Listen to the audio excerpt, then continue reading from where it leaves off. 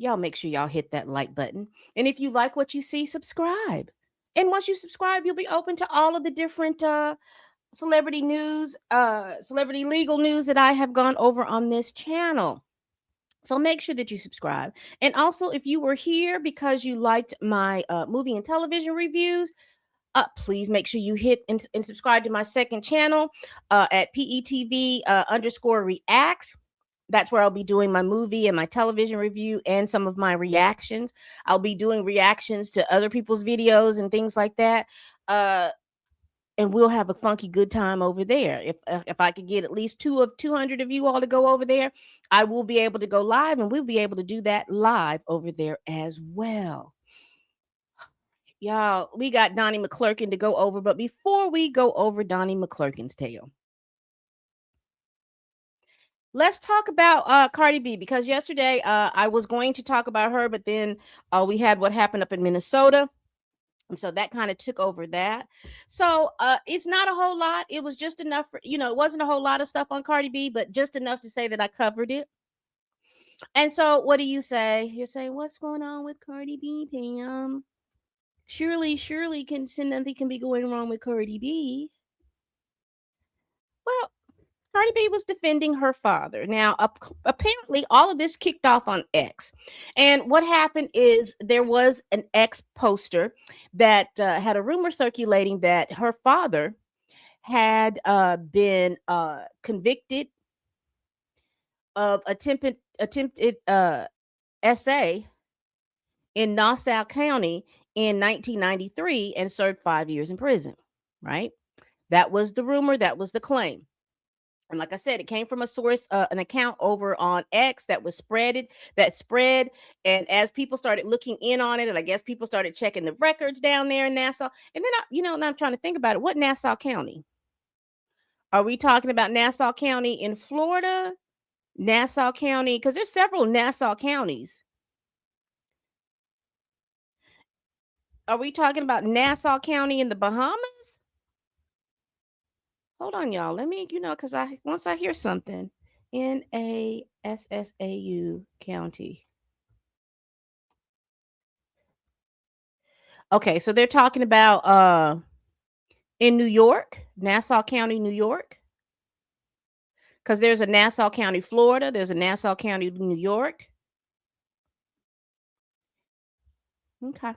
We don't know which Nassau County, y'all. But anyway, she responded and she took to toast. All right.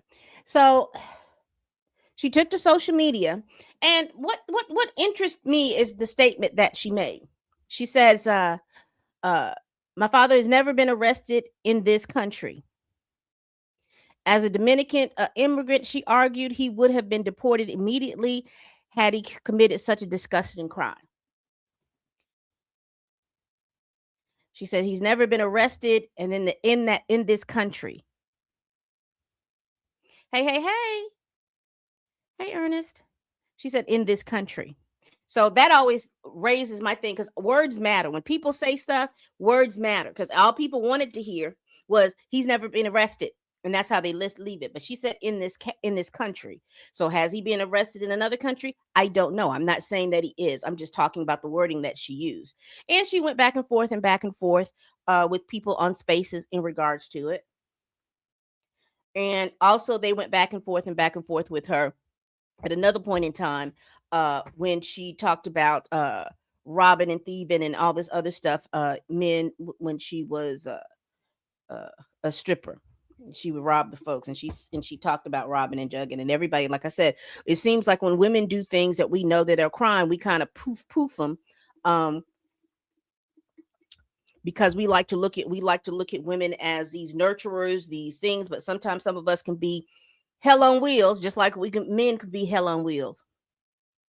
For women it's different. There's a lot of passive aggressiveness going on, with the stealing and the drugging and all of those different types of things, the putting sugar in your tank, or those passive aggressive types of things that are violent.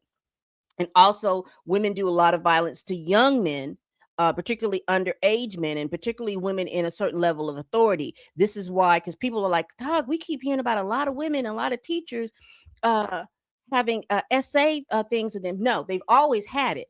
What has always happened is when those women do those things, they sacrifice their jobs. They may go to court, and then the courts are very, very lenient on them, and then they move on to another space and time.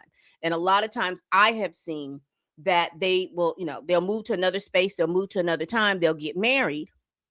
Now, this was back in the day when they didn't have, I guess, with now that you all have the uh, computer to be able to tell you all these things about who other people's employees were, all they had to do is move to a different state. So if you lived in Alabama, for instance, all you had to move is to move to Seattle, Oregon. You get married, move to Seattle, Oregon. Your degree is still there, and by the time anybody found any information or anything out on you, people would a lot of times people were taking women's word for things. So you go to Seattle and you'll teach over there, and by the time they figured out something had happened, they done already had you in the classroom for a certain amount of time. Not saying that anything, but now everything is a little bit more immediate, and the way the media and the information comes out, we get that information out much quicker. Oh, I imagine. But again, that's where I keep trying to explain. When you talk about someone, when women talk about these men that are out here doing stuff, we don't like to count out the fact that a lot of these men that treat a lot of these women this way, they have possibly been essayed not by a man per se, but by a woman. Because again, we've got to get out of this attitude that it's a rite of passage or a fantasy to be with your teacher or whoever that is in authority of you. Because I've known for teachers, because these are more women dominated fields, I've known teachers to be out of pocket. I've known counselors to be out of pocket.